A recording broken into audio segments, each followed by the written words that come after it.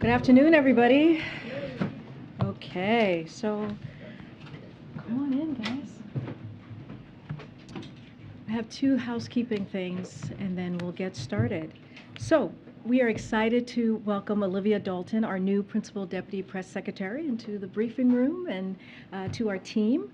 Olivia returns to the White House after serving as the Director of Communications and spokesperson at the U.S. Mission to the United Nations. Olivia and I have known each other for more than a decade, right? We've been friends for more than a decade. And so I am very excited for her to join our team and to be working with all of you as well. And one other thing before we get started, we wanted to continue our press team tradition in the briefing room. I just want to take a moment to congratulate and celebrate Andrew. He is getting married this coming Saturday, continuing that tradition. Come on, guys. And Please do a rapid response for that. I probably am. just wanted to say, to add to that, the love he shares for his best friend, movie pal, and partner, Megan Apper, is wonderful. We're wishing them the best as they embark on a lifetime of love and happiness. And so, of course, like we have done in the past, let's start this off right, or finish this off right. Little satchel, my friend. Continuing the tradition, we gotta continue the tradition. There you go. Oh, am I doing this right? Thank you. All right. Stand up with it. Stand up with it. Come on, Andrew.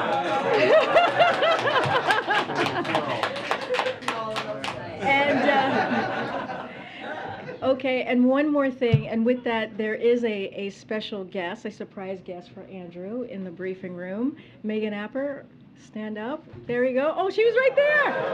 Andrew, did you see her?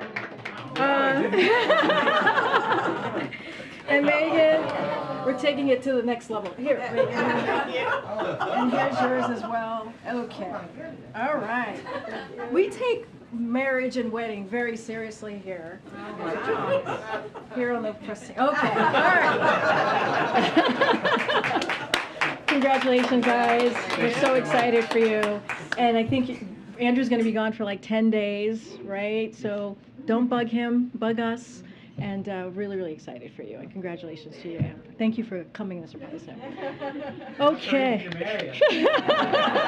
And right now, okay, I do want to do that one day, but no one will take me up on it. But in all seriousness, okay, so we know you all had a couple of questions on the Ukraine offensive that they've been doing the last week or so, a couple of days, and so we wanted to invite our NSC friend, John Kirby, to come into the briefing room and take a couple of questions. So I will let him do that. He's going to do about 15 minutes. I'm sure he has a topper, and take a few questions. And of course, we have the event at 3, so we want to make sure that we get to as many people as we can today. Go ahead. All right. Congratulations. There's no way what I'm about to say can top that. I have two things I wanted to stop with. One is on Pakistan and the other Armenia and Azerbaijan, quite frankly. And then I know there's going to be questions on what's going on in Ukraine, and I'm happy to take those. But on Pakistan, just a quick update on our assistance during this difficult time of flooding, and I think you've all been seeing that and covering that. The devastation is pretty severe.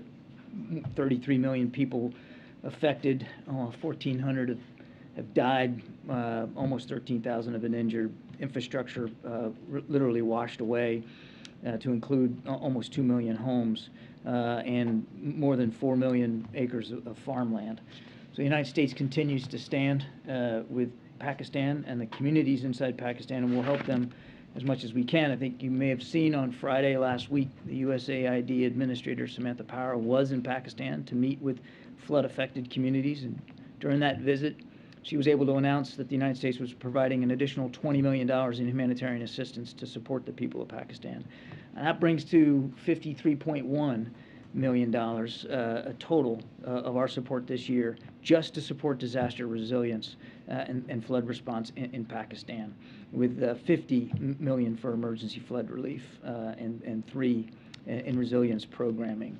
But it's not just financial assistance, and you'll probably hear more about this from our folks at the Pentagon, but yesterday a total of 9 aircraft run by U.S. Central Command delivered more than 400 tons of relief supplies through USAID's Dubai warehouse in support, again, of the flood response. And our assistance to the people of Pakistan is being determined, of course, by U.S. personnel on the ground. USAID has deployed a disaster assistance response team to lead the U.S. government's humanitarian response efforts in Pakistan. And again, we're going to continue to support them as much as we can.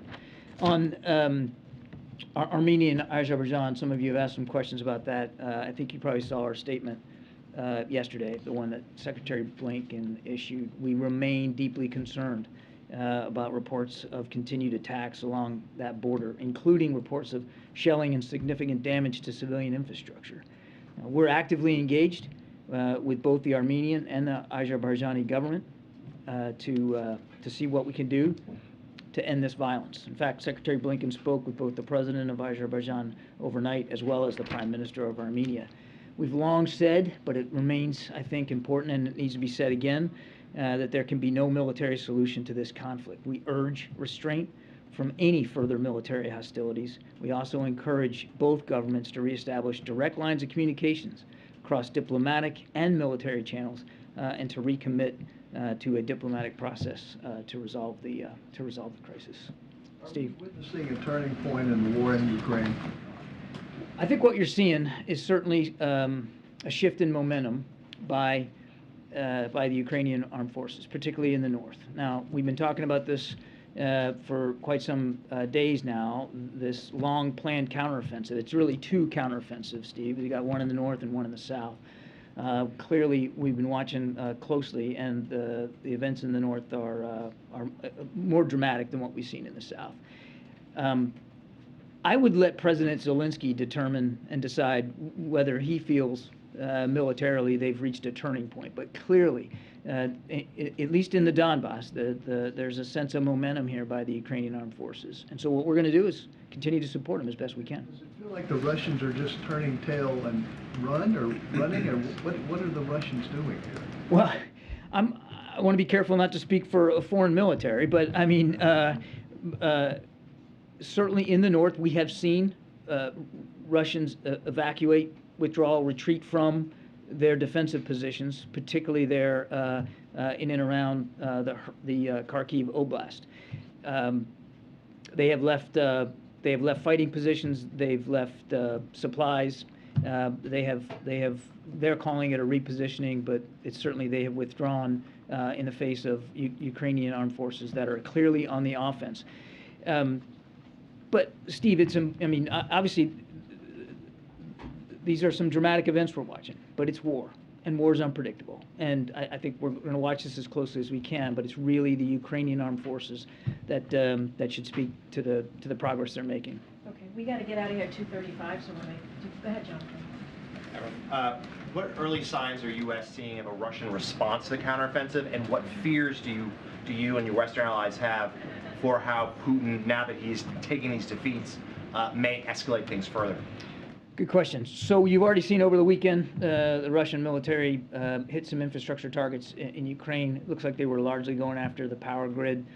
Mixed success, I think. Not all their strikes hit the targets or at least damaged the infrastructure to a maximum degree. But that was certainly what we would anticipate, or what we analyzed as a response to what the Ukrainians were doing up in the north. It remains to be seen what their next steps are going to be here as the Ukrainians remain on the offense up in the north and to continue to pursue a counteroffensive down in the south.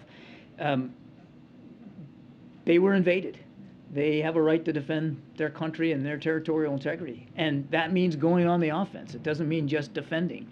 And Jonathan, I know everybody's focused, rightly so, on what we've been seeing the last few days, but I think it's important to remember that even from the get-go here, but way back in February, in March, the Ukrainians were still on the offense as well as on the defense in this war, and it's a very dynamic situation. Go ahead, Phil. Can I follow up quickly on that? Is there any concern that that Russian repositioning would include repositioning in Armenia because of the response.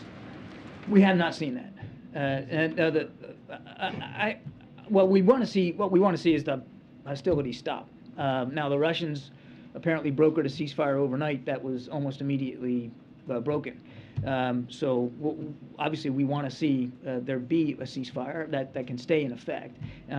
But we haven't seen any indication that Russian forces are repositioning. Now I will remind, and I think you know this, I mean, they did have a peacekeeping presence there, and as far as we know, that peacekeeping presence is still there. Okay, a couple more. Go ahead. Thanks, John.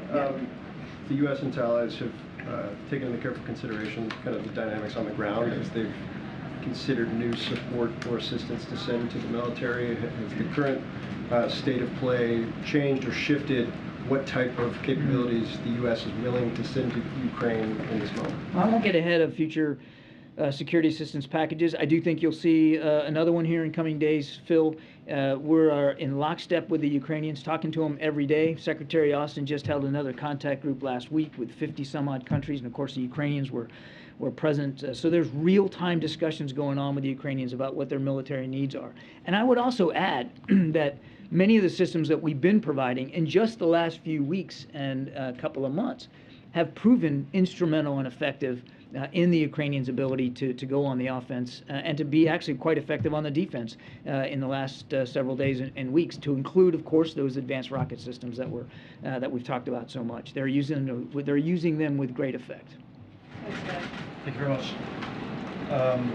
Two questions, please. There's been some pretty unprecedented expressions in public by various officials in Russia, whether it's Kadyrov or some of these municipal elected officials, of discontent with what's going on, even if they're coming from different directions. Is there any indications that Putin faces a threat to his 2 decades in power? I think that's going to be up to the Russian people to decide. I mean, we have taken note of public statements by public officials, and certainly it's not insignificant, because it's not the kind of thing you have typically seen.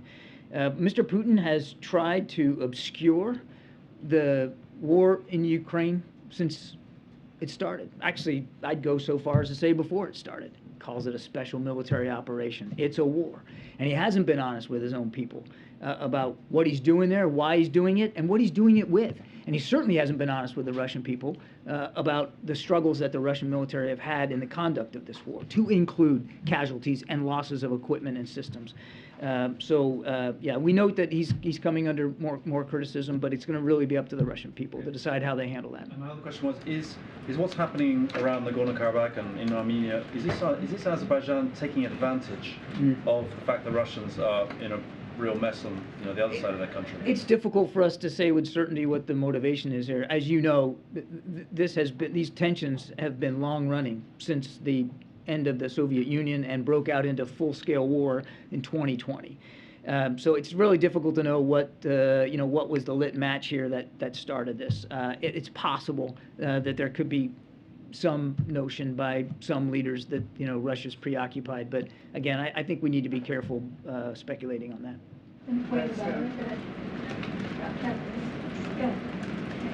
Yeah, I wanted to ask you, Chinese investors were the most active buyers of U.S. real estate last year among foreigners, often paying cash for farms, homes above market rates, in many cases pushing American buyers out of the markets.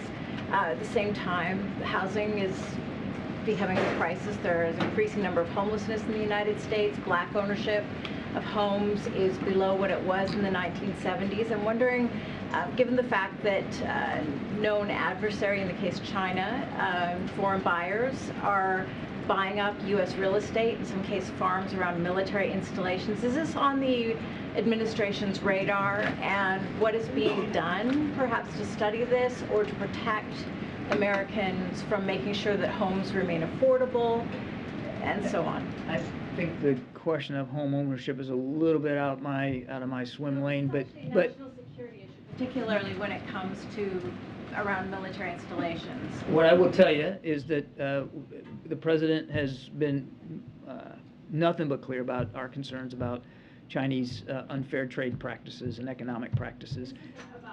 Trade. I understand that, ma'am, but buying up land around military Yeah, installations? I'm probably not the right person to ask about home ownership here in the United States. This isn't about homeownership. This is about buying up land around military we're gonna installations. Is keep that a going. concern to this administration? Go ahead, April. I sent this to your office last week. They've had a week to look at this, including the Okay, articles. we can get back to you afterwards. We're gonna move on. Go ahead, April. Thank you. Two questions. Going back to your comments about the struggles that Russia is having with this war, Yes, ma'am. does that change the mindset, the global mindset about the perceived status of Russia being a superpower with their struggles, as you just said, in this war? I think, look no further than how the Defense Department has characterized Russia. They've talked about Russia being an acute threat, and I think that's an accurate way of putting it. They clearly still have a military capable of inflicting great damage and casualties, and we've seen that sadly to some effect in Ukraine. Now, clearly, and I've talked about this many times, they have not overcome struggles and challenges with respect to command and control, logistics and sustainment, unit cohesion, integration of air and ground. I mean, they have met with many problems of their own making in Ukraine. There's no question about that. But it's still a very large and very powerful military, and Mr. Putin still has an awful lot of military capacity left at his disposal, not just to be used in Ukraine, but potentially elsewhere. All right, and the second question, last question, on domestic national security issues. Benny Thompson, the chair of House Homeland Security Committee, he said that water insecurity in this nation is a national security threat. You have Jackson, Mississippi. You had Baltimore, Maryland just recently. Flint, Michigan, we're told, is no better than what it was. It may even be worse. There are other places around this nation that are facing water issues. What do you say about the comment that water insecurity in this nation is a national security threat, and could you explain it? I think, April, writ large, issues of resource security around the world ends up affecting our national security. And certainly the United States is not immune to the problems that are caused either through infrastructure needs or through climate change. But in general, when the country or any country faces famine, flood, drought, or natural disaster, it can create security issues that the United States military sometimes will have to respond to. So, you've got the National Guard that they're fighting wildfires, and they're involved in helping back home here with floods and other natural disasters. So, I mean, those kinds of issues do back up on the national security establishment, as you would think that they would. That's why it's important that we completely fund the Defense Department. They have the capabilities to help out people, just like I talked about in Pakistan a few minutes ago, and certainly here at home. But we're not. This country's not immune to the same sorts of pressures by climate change and other infrastructure issues that other countries are. All right, last question. Thanks. Can you talk about the Taiwan Policy Act that's getting marked up in the Foreign Relations Committee tomorrow? We know you've had some problems with it. Are you working with Democrats on the committee to get that language changed, and what specifically do you want to see coming out of it that makes you feel good about that piece of legislation moving forward? Members of our legislative team and in the administration here are in discussions with members of Congress about this proposed legislation. I don't want to get too far ahead of it because it is proposed legislation, but as we do normally, we are working with members of Congress about it and as it goes forward. But I would just remind that we have been deepening our involvement and our support for Taiwan in this administration. You saw that just a week or so ago announced another round of arms sales to Taiwan, more than $1 billion, which will give them capabilities to deal with the kinds of threats that they continue to face, certainly from the PRC. So we've been adamant about being committed to Taiwan's self-defense and moving that forward. And we look forward to working with Congress on this proposed legislation as it works through the process. But it is working through the process. You don't want to say what you want to change? I think that's about as far as I'll go today. Quick follow-up on Taiwan, please. Thank you, guys. Appreciate it. Can you define what your job is at the White House? Thank you, John. Okay, thanks, John. All right, just have one, a topper for you. We have about 25 minutes before folks have to gather for the event at 3 o'clock. So this afternoon, President Biden will be joined by thousands of Americans in celebrating the historic Inflation Reduction Act here at the White House. The president will highlight how this historic legislation will deliver for middle-class families and why it's a major win for them over rich special interests. The president is proud that this bill delivers on promises that Washington has made to American people for decades, like lowering costs for families and finally taking aggressive action to tackle the climate crisis. In his remarks today, the president will note that while Republican members of Congress could have joined in a bipartisan effort to fight inflation, instead, they unanimously opposed lowering costs for the American people, and they have now unconscionably double down by declaring their top economic priority is to repeal the Inflation Reduction Act. Think about that. The Inflation Reduction Act has already led to announcements of new manufacturing jobs being created in the United States, including from companies who weren't planning to invest more here before the law. But they want to cancel those jobs, take away those jobs. Americans have been forced to pay 2 to 3 times as much as people in other countries for prescription drugs for so long. But Republicans want to tie Medicare's hand again. It's flat wrong. The president will also call out congressional Republicans for stopping us from capping the price of insulin at $35, and that they are going all out to prevent the IRS from stopping rich lawbreakers who are taking advantage of everyone else. Now, today's CPI data show more progress in bringing global inflation down here at home, thanks in part to the president's actions and the fastest decline in gas prices in a decade. But there is still more work to do to bring prices down, which is yet another reason why the Inflation Reduction Act that President Biden is speaking about this afternoon is so critically important. I also want to say a few words about the bill that Senator Graham just introduced just a couple of hours ago in the Senate, a national ban on abortion, which would strip away women's rights in all 50 states. It's wildly out of step with where the majority of Americans are. Today, while President Biden and Vice President Harris are focused on the historic passage of the Inflation Reduction Act and taking action to reduce the cost of prescription drugs, health care, and energy, and unprecedented action to address climate change as well, Republicans in Congress are focused on taking rights away from millions of women across the country. While we are fighting for progress, they are fighting to take us back. President Biden and congressional Democrats are committed to restoring the protections of Roe, and they are committed to doing so in the face of continued radical steps by elected Republicans to put personal health care decisions in the hands of politicians instead of women and their doctors, which threatens women's health and their lives. That's what's at stake right now in this country, and the American people need to use their voices. With that, Chris, you want to kick us off? Yes. How is the White House preparing for potential strike railroads? Or there's the capacity through other means to move goods through the country? What is being done right now?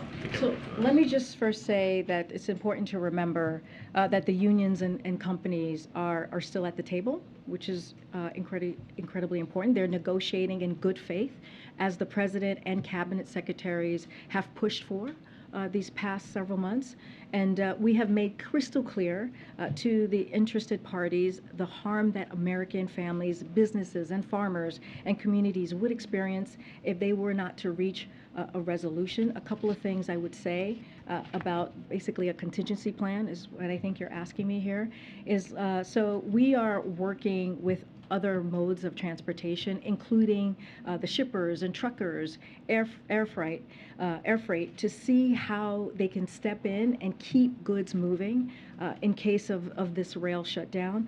The administration has also been working with relevant agencies to assess what supply chains and commodities are most likely to face severe disruptions and available authorities to keep goods moving. So again, we're really working with and trying to figure out with other modes of transportation how to move forward.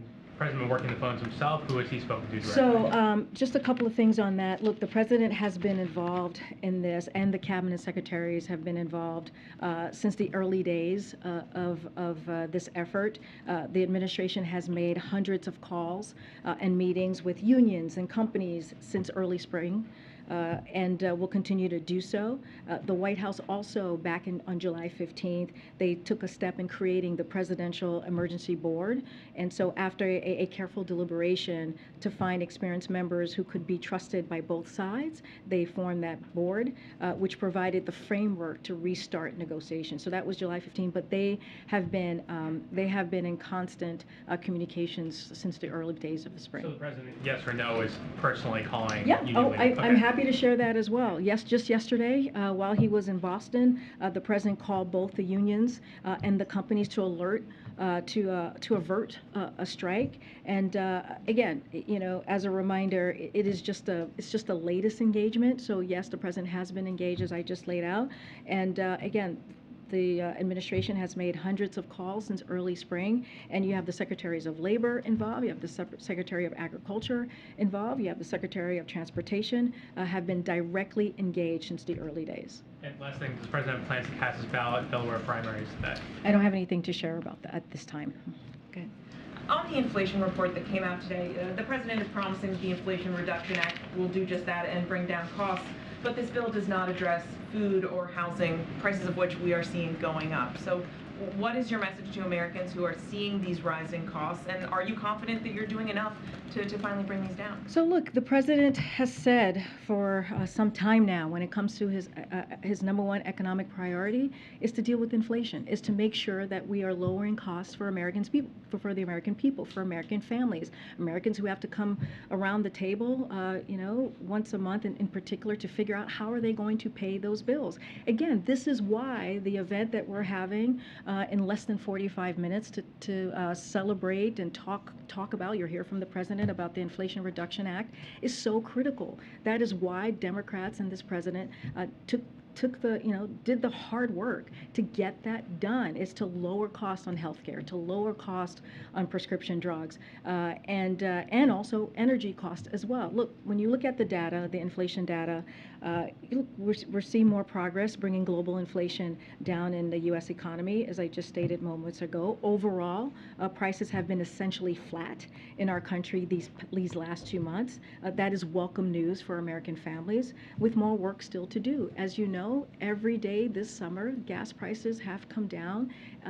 We are at about $1, have come down on average $1.30 a gallon. That is because of the work that this administration did with the leadership of this president. This month, we saw some welcome moderation in the price increases for food at the grocery store. It's moderating, which is important, and real wages are going up again for the second month in a row, giving hard-working families just a little bit of breathing room that you hear the president say.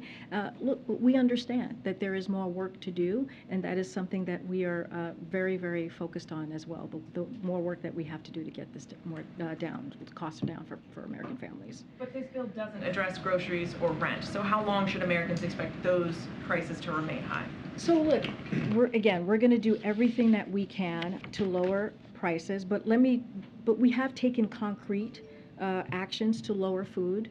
For example, there's the double cropping that USDA is making it easier for U.S. farmers to grow food in America, increase food supply, and lower food costs for American families. There's the fertilizer, which is also important in where fertilizer prices spiked following Russia's invasion of Ukraine and remain at high levels. That's why the president took action there, and USAID has committed $500 million to lower fertilizer costs for farmers and increase supply. There's the ocean shipping as well. The president signed into law a historic reform of ocean shipping industry. All of these actions are going to help lower cost. Again, we understand that there's more work to do, but we have to understand that the Inflation Reduction Act, it is a historic piece of legislation. It is going to make it's going to be a big deal for families, change their lives as you look at prescription drugs and for Medicare beneficiaries, as you look at energy cost for American families. That is still a big deal. Is there more work to be done? Absolutely. Back on the rail talks, is any progress being made in these talks, Karine? Again, we, as I mentioned, the president spoke to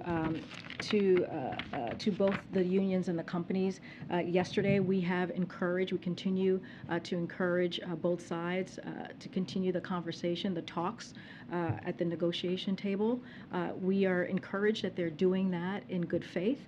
And so, again, the secretaries that I mentioned, Secretary of Department of Labor, Secretary of Department of Transportation and Agriculture, have been working through this since early spring, and we're committed to make sure that we are helpful here. How damaging will a strike be to the U.S. economy, which seems to be in sort of a fragile stage at this point? So look, I mean, we're going to be very honest. A shutdown would have a tremendous impact on our supply chains, as you all know. It's going to have a ripple effects into our overall economy on American families. A shutdown is not acceptable. That is not something that we want. It risks harming families. It risks harming businesses and whole communities.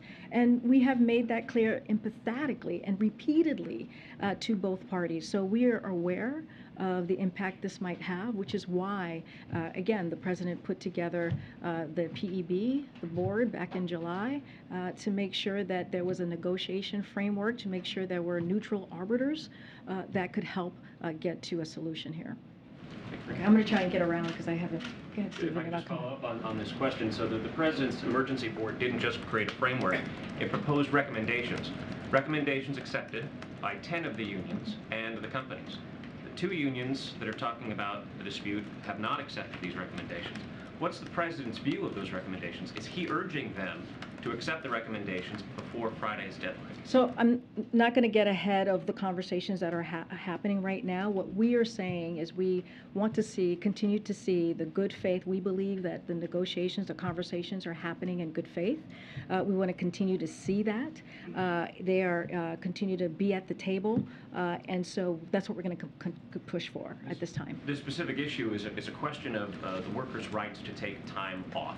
They say that they should have the right to call in sick, pay respects to their relatives when they want to take bereavement, and they're not able to do that. Is the president sympathetic to that? Because that's the primary issue here. Yeah, so as you know, the president strongly supports collective bargaining as the best process available for employers and working people to reach mutual acceptable solutions. But here's the reality, and this is what the president understands, which is, he's focused on how this is going to hurt families and farms and businesses and communities. They could be harmed by this rail shutdown. So again, he encourages them to continue to negotiate at the table in good faith. Given the potential risk of harm, is the president prepared to sign a bill enacting the recommendations of the President's Emergency Board? So look, the rail companies, we have to remember that they are, and the unions have worked out agreements in previous negotiations. This is not the first time, and they can do this again. So we are going to encourage them to stay at the negotiation table and in good faith and come up with the solution this time around, as they have done many times before. All right, I'm going to try and go around. Go ahead, way in the back. So I'd like to ask you about Senator Graham's bill. You just said that this is wildly out of step with how the American people feel. But throughout the years, and even recently, there have been many polls that show his bill calls for a 15-week ban, that even amongst people who would like abortion to be legal, when it comes to bans at 15 weeks, 20 weeks, 24, there actually is support for that. So is the White House open to speaking with Senator Graham about some kind of compromise? So two things I want to say there. The first thing is the senator's proposal would keep in place the most extreme state-level abortion bans that ban all abortions and have no exceptions for health, rape, or incest. That's just what his bill would do. And it also provides no exceptions for women who may need access to abortion for their health. That's what his bill does. It is an extreme piece of legislation, and it is in line from what we are seeing from Republicans on these extreme agendas. That is not in line. That is not in line with majority of Americans. One last thing, and then I'll move on. I'm going to quote Lindsey Graham from August 7th, 2022, and he said, "I've been consistent. I think states should decide the issue of marriage, and states should decide the issue of abortion." And so, there, that's from his own mouth. And now he wants to do a national ban. I'm going to move around. We actually have 10 minutes or less, so I'm going to move around. Go ahead, and then I'll come back. What exactly would the Inflation Reduction Act do to reduce inflation in the short term? So when you look at the lowering costs in particular for Americans, I think that's important when you think about how inflation has increased costs for Americans. If you think about the $100 saving about $100 per year on premiums with ACA, when you think about lowering costs for our seniors, capping that at $2,000 a year instead of thousands and thousands of dollars a month, that lowering of cost as we deal with a time that is difficult for many Americans. Look, experts, economists has said themselves that this would be the Inflation Reduction Act would be beneficial to that extra $300 billion in deficit. That is really important, as we have right now $1.7 billion in deficit deduction under this administration. It would help lower that even more, which is incredibly important. And so, look, we've heard from Republicans and Democrats who were U.S. Treasury secretaries who said it would lower inflation. We've heard from more than 126 economists said it would lower inflation. And so I think that is also an important fact that we point to when we talk about the importance of the Inflation Reduction Act, the importance of lowering costs for American families, even as you look at the energy costs as well. But some of the savings that you're pointing to wouldn't kick in until 2024 or 2026. So is it fair to suggest to people that somehow they're going to see some inflation reduction right now while they're hurting the most? Well, that is actually not true.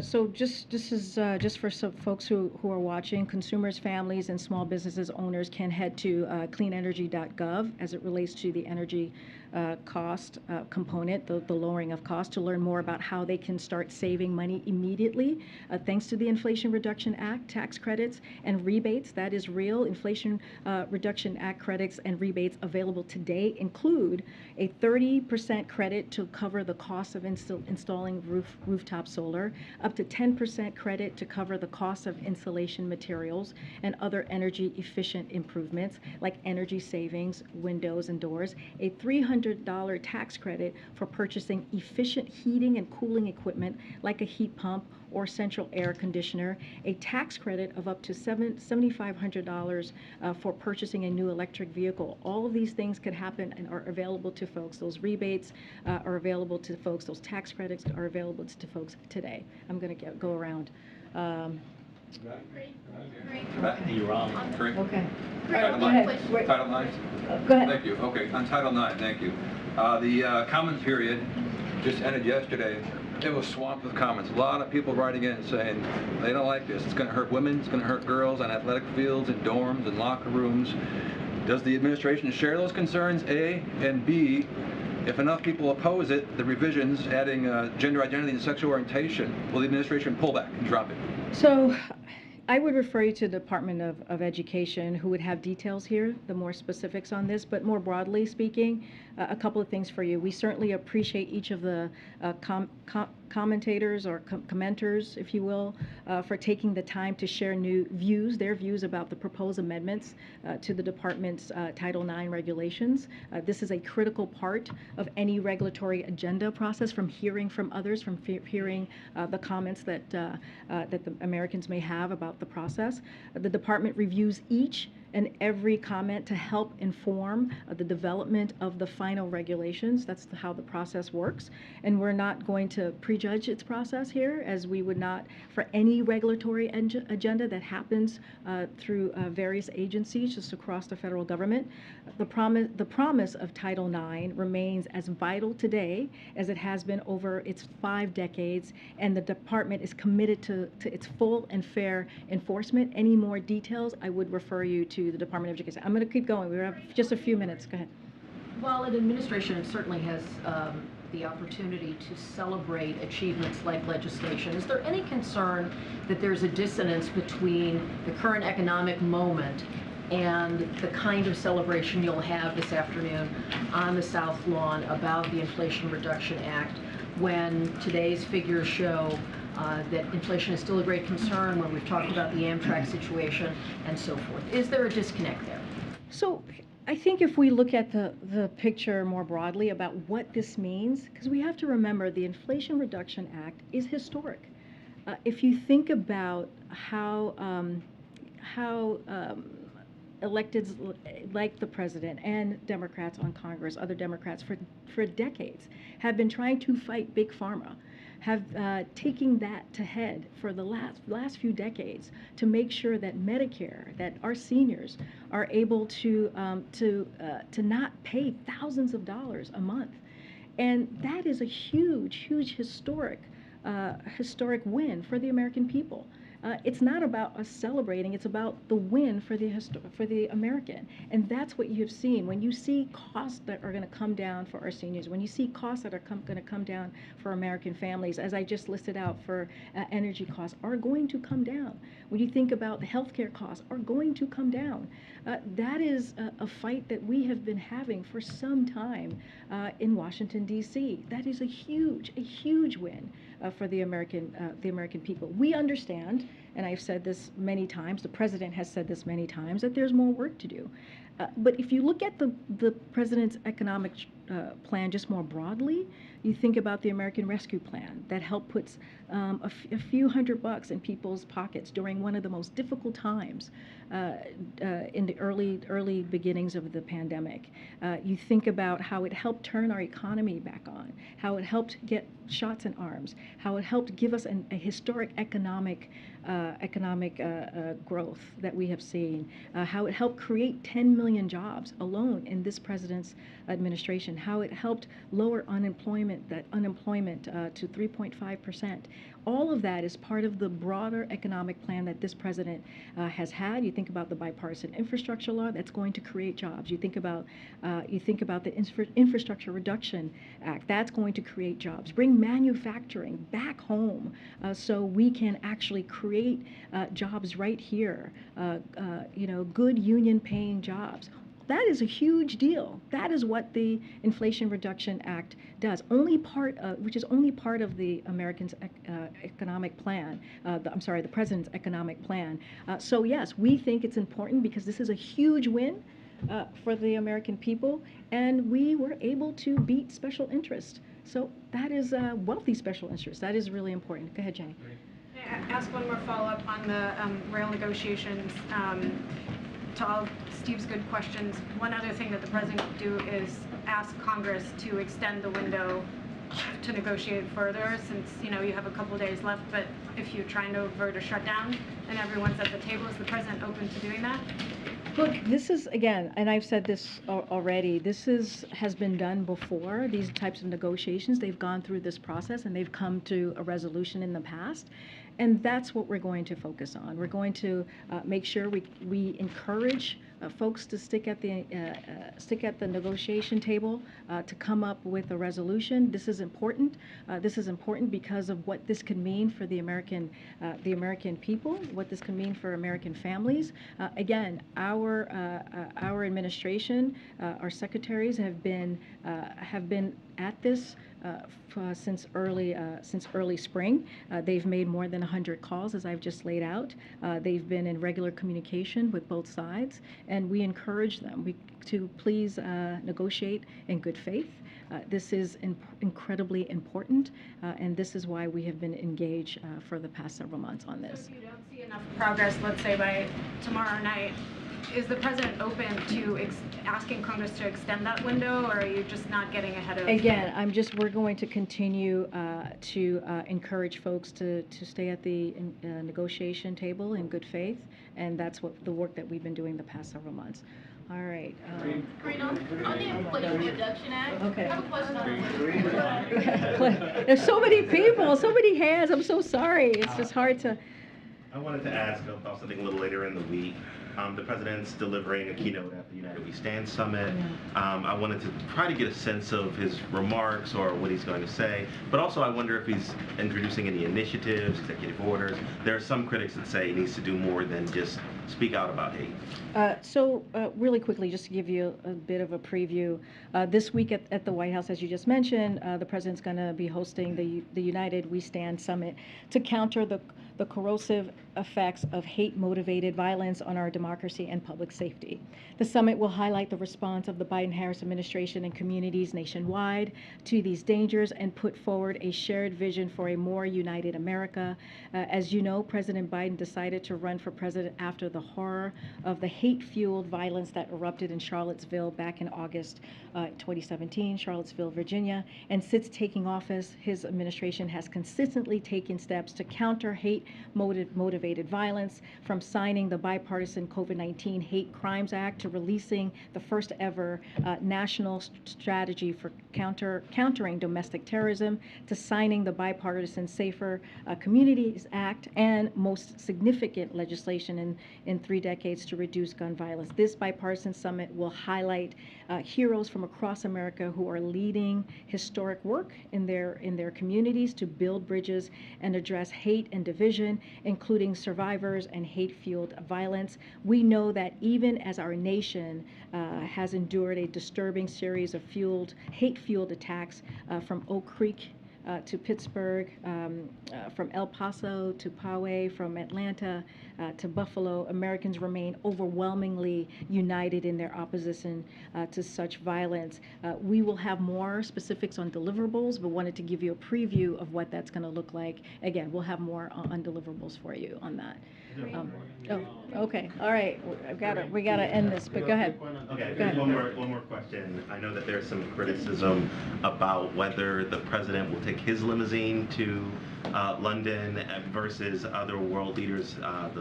The palace has referred everybody to you guys. I wonder what your take is. So, look, I'm not going to comment on details around the president's security. We never do that. It's not a good thing to do, right? This is the president's security, and I would refer you to the United Kingdom government on the border logistics of the Queen's funeral. More broadly, what I can share is that the president has visited the United Kingdom twice since taking office. First to the G7, as you all know, some of you traveled with him in Cornwall, and second to COP26 in Glasgow. In the lead up to both of these visits, our team worked seamlessly with the UK government, our colleagues there, to ensure all presidential travel requirements were met. Again, we look forward to working again in close coordination with their team. But again, it just would be inappropriate for me to comment on the we don't do yes or no's here. All right, go ahead.